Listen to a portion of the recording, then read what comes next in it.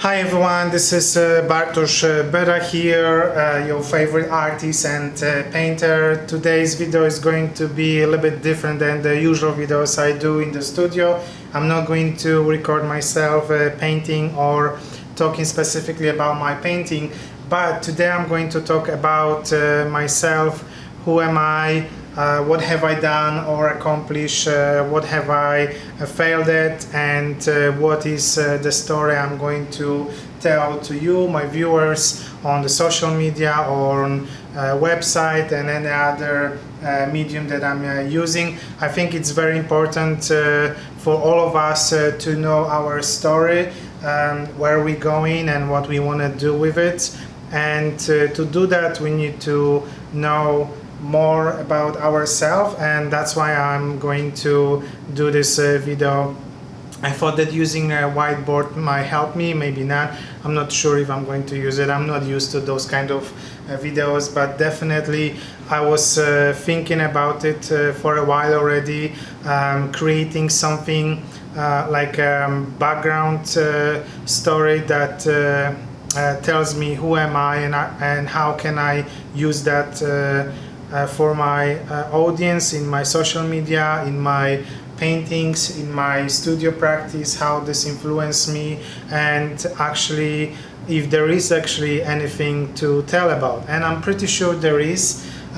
Everyone has a very interesting story. We just don't tell this story, or we don't know how to tell it. So one of the questions that I want to ask myself today is who am I?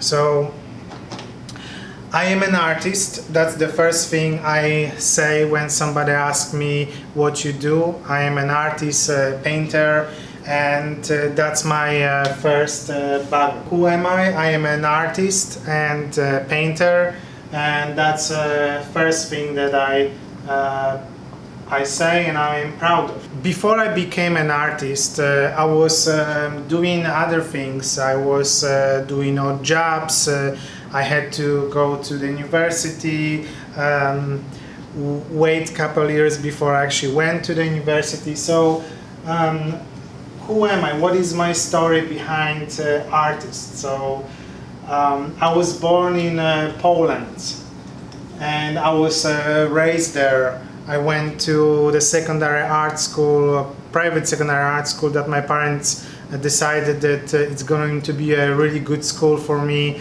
as this school was focused on traditional drawing and painting, and that's something that I was really passionate about. So that was one of the greatest choices in my life. When I was in Poland, I lived in the countryside, you know.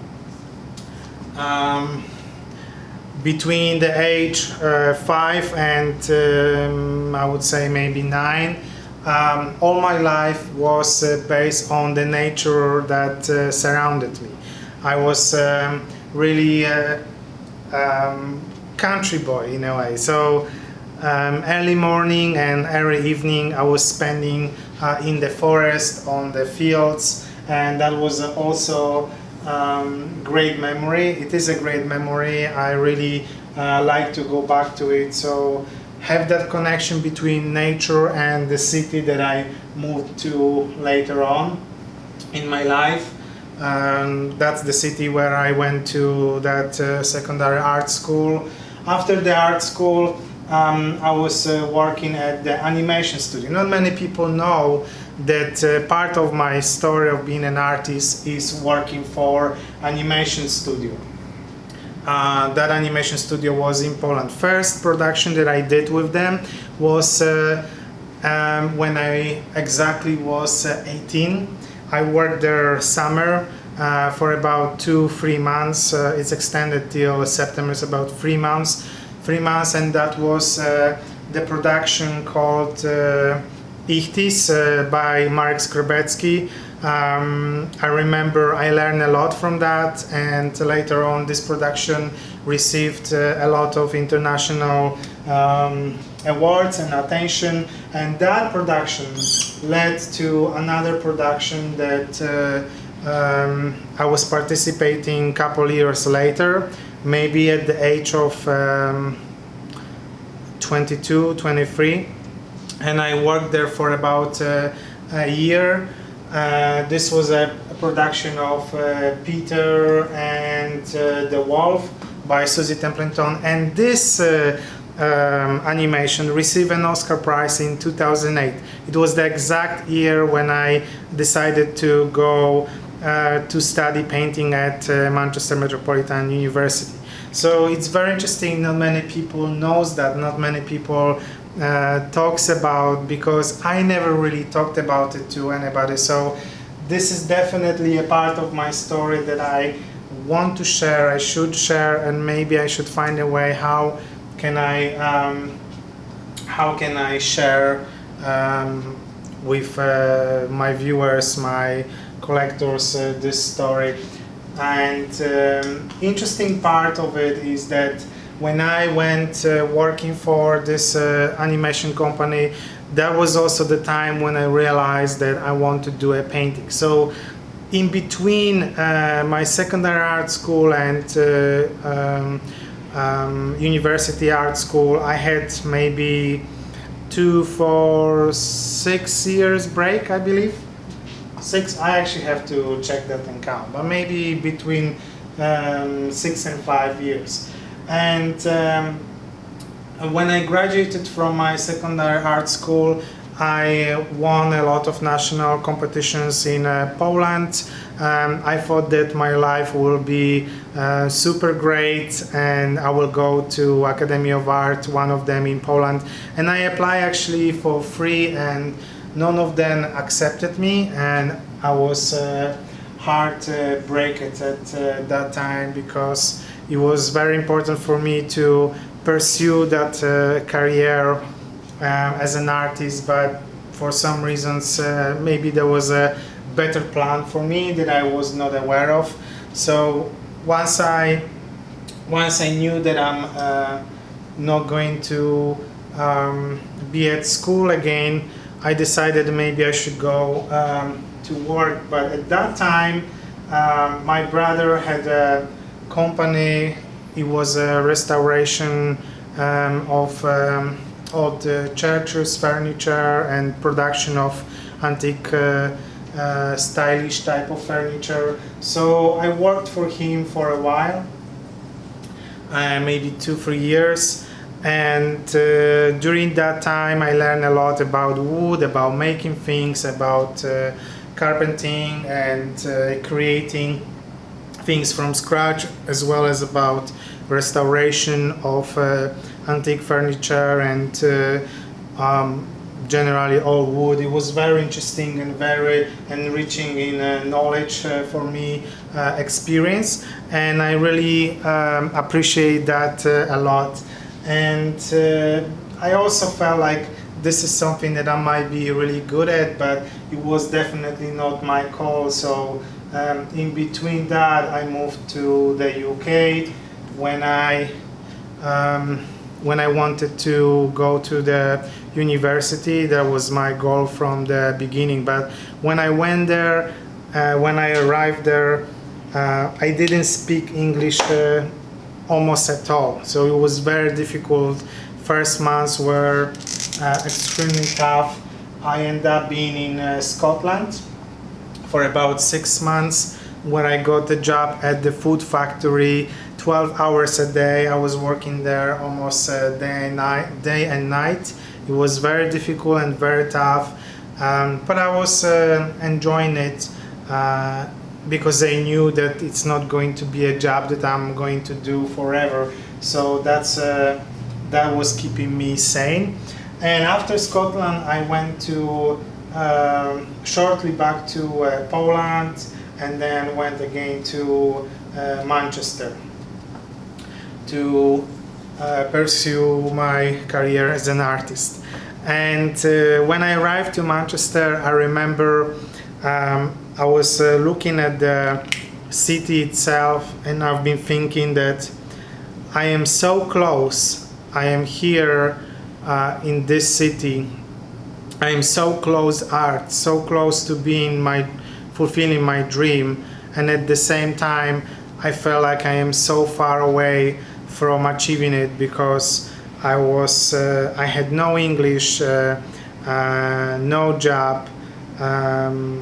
In a way, I felt like I have no future, but beside my dreams. But that was keep me going, and I decided that I have to achieve it. So it took me about maybe another 2-3 years before I enrolled for Manchester School of Art. And this already sounds like a good story to me, right? So I can definitely articulate that and think about it in a bigger sense and a bigger picture. In between that, when I was in Poland as a young boy, I was an altar boy.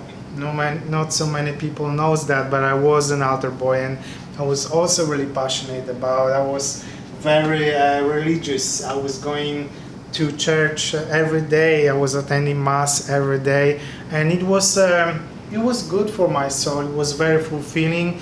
I treated every time I was in the church as a form of meditation, relaxation, form of adjusting my emotions and my feelings to what I was doing that day.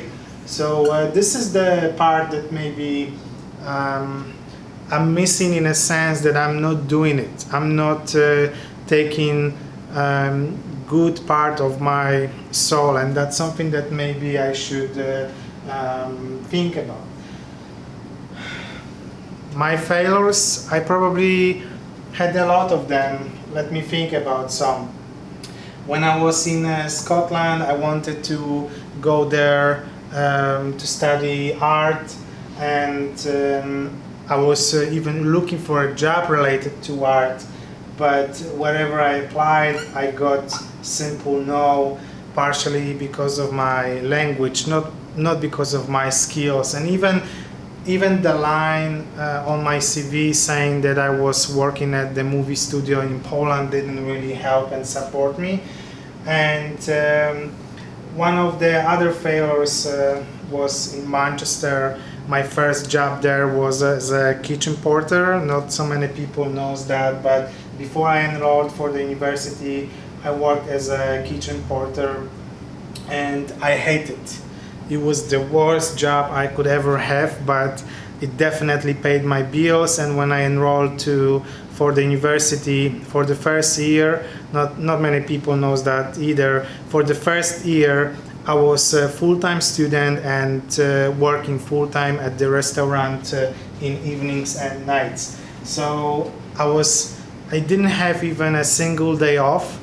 I was always either chasing school or chasing work, and I felt very tired after like a year. I felt like I can't do it anymore. So maybe I have to quit. And when I did, I started working for an agency in Manchester that gives you a job on the call. So I was still a student. I had my grant, I had my student loan. So I thought I'm okay, I can do that without any job. But I also felt like I don't want to be strict by that.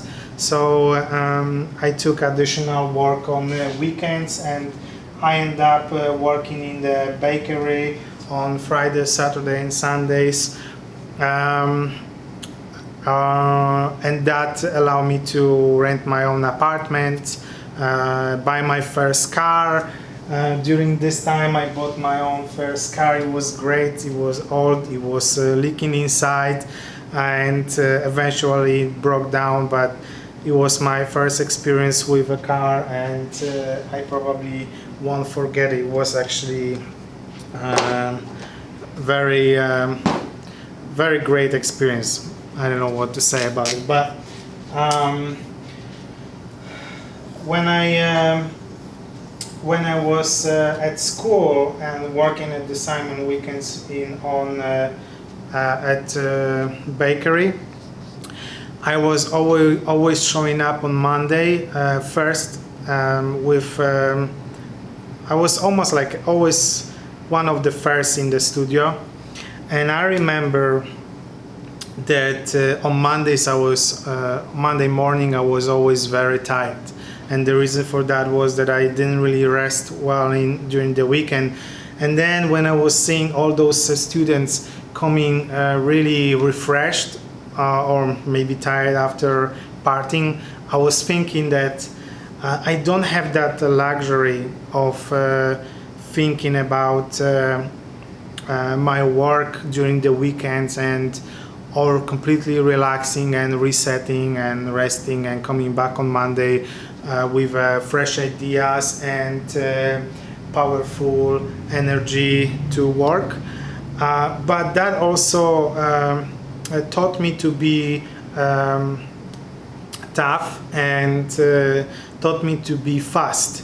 So I knew that I have only 4 days between Monday and Friday that I have to do the work, and I cannot procrastinate, or I cannot be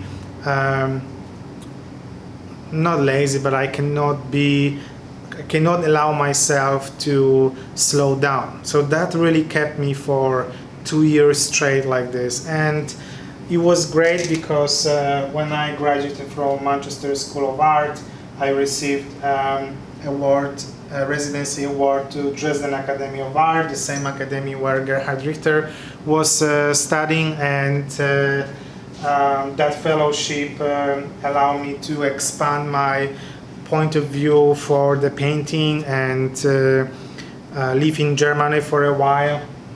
I was selected for a Saatchi Art exhibition. There was New Sensations among other 20 artists. I had some press. I had a good agent in London at that time for the second year, and she was really selling my work. It allowed me to rent a studio, travel, and be flexible and allow myself to be free from restrictions in terms of buying paints, canvases, renting space, apartment, traveling. And at that time, after Germany, I met my wife, and I moved to the USA. Here in the USA, I landed in rural Idaho, and till today's day, I think that this was a great lesson from life for me, because I think that I was really, I know that I was really suffering there, emotionally, spiritually, and also I didn't really deeply pursue my art the way I wanted to. But I have to say that it was also a great time. It allowed me to make really great body of work for my solo exhibition in Madrid, Bogota, one of the first solo exhibition in US, shows in Poland, UK, and any other country. And also, meanwhile, I was selling and allowing myself to work in the studio. I think that when I was in Idaho for the second year, that was 2014, 2015, end of 2015, I start feeling like I'm failing. I'm failing with, not with my art, but I'm failing as a person. When I was in Idaho, because it was so isolated from big cities, from a big art scene, that the only thing I had was internet. And another only thing that I had was books. So I was really trying to understand how marketing works, how website works, how to build websites, how to sell, how to write emails. I even enrolled in 2016 for English course just to improve my writing. Not so much of speaking, but definitely writing, and I still remember a couple things that I learned there that helped me in the line of events that I had later on. I was trying to, by reading biographies, I was trying to understand how all these things around me works and how can I use them to benefit my art, benefit my art studio, my practice. Because when the 2017 started, I think in 2016, end of 2016, I went for a fellowship in Rome for about 8 weeks fellowship. And during that fellowship and before that, I also worked for University of Idaho.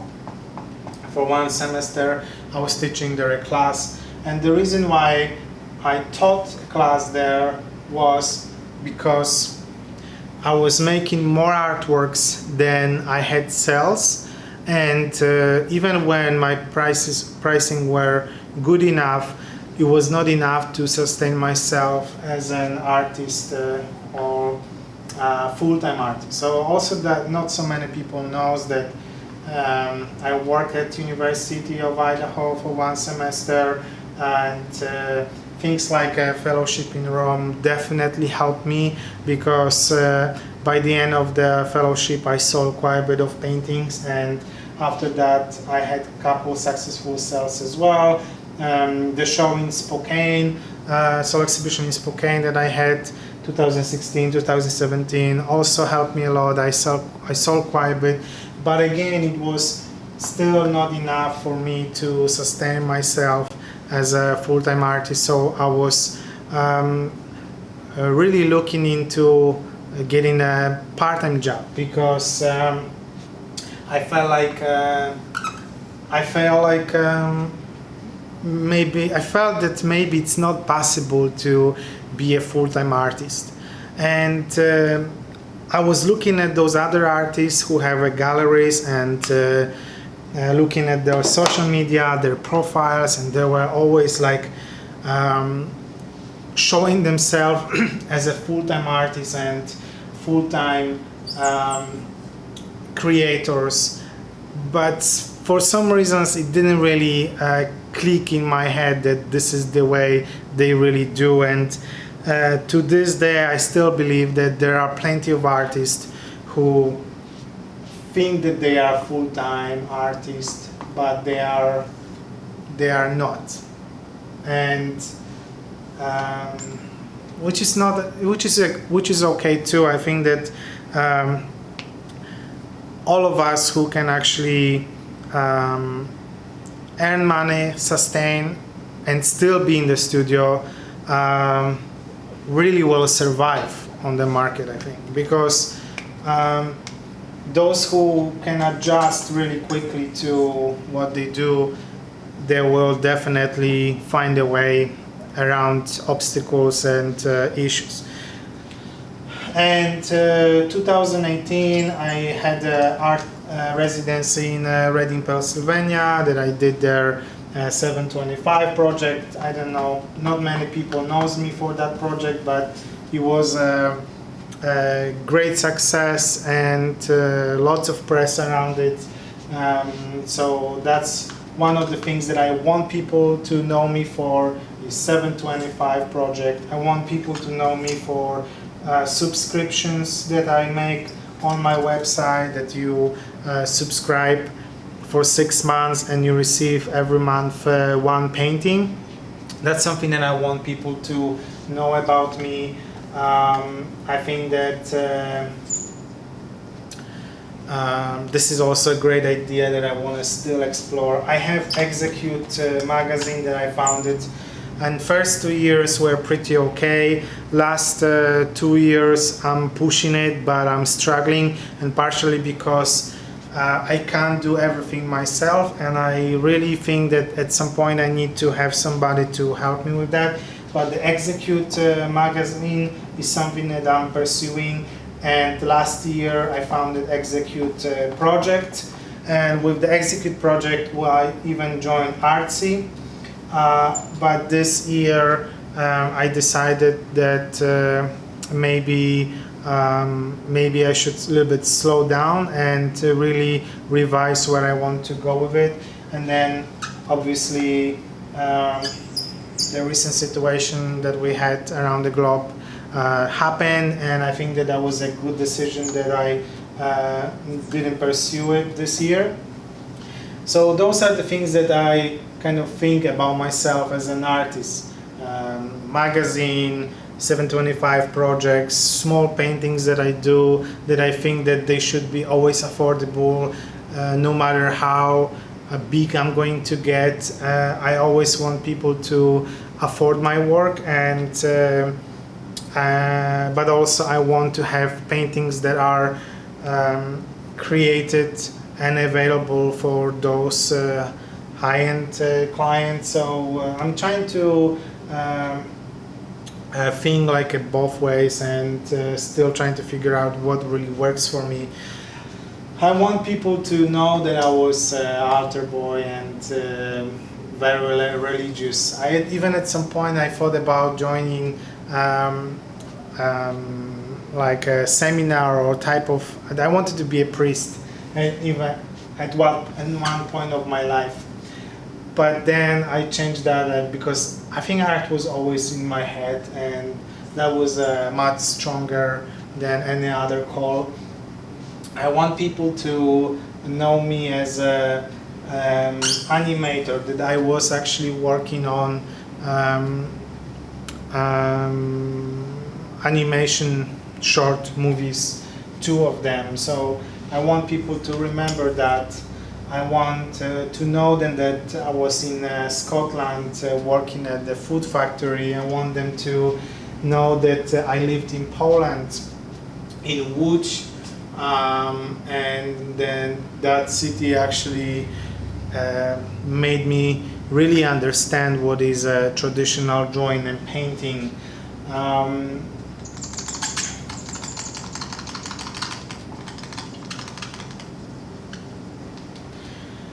I think that it's important to know myself, and it's important to be able to see all those things, and maybe that will help me to create the story for online viewers as well as those offline.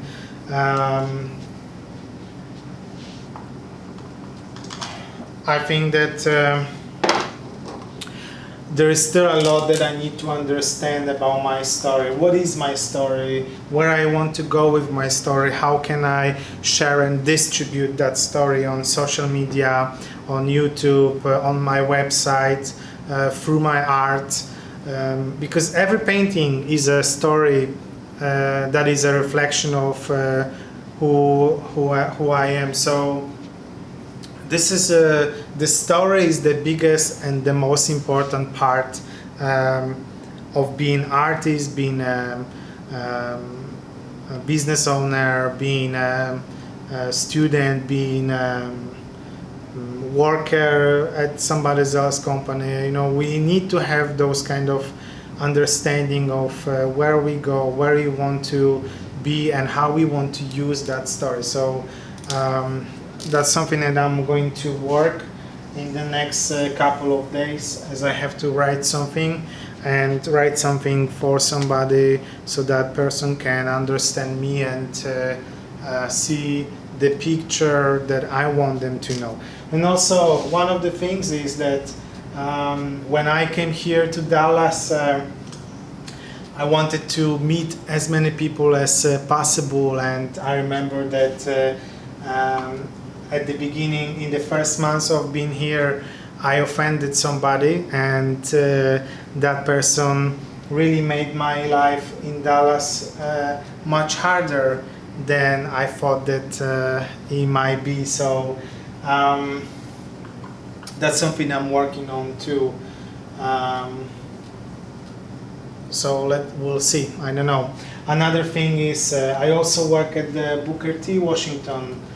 It was first year in 2018 when I came here. I worked here for the kind of a senior residency program, and last year and this year, before the pandemic happened, I worked also there teaching painting. So that's kind of one of those experiences that I had. I also worked at SMU one semester as a drawing teacher. It was something that I also enjoyed, and those kind of things helped me to support my practice, helped me to tell my story, and definitely giving me a bigger spectrum of how to be an artist, how to pursue my career as a full-time practitioner in the studio, and somebody who is responsible for myself and for my actions, thoughts, and my story that I want to tell. I hope you liked it and enjoyed it. I'm not going to edit this video as I'm editing my others. I'm just going to basically paste it on the YouTube, and I hope that I'll see you in the next video. Thank you so much, and see you tomorrow. Bye.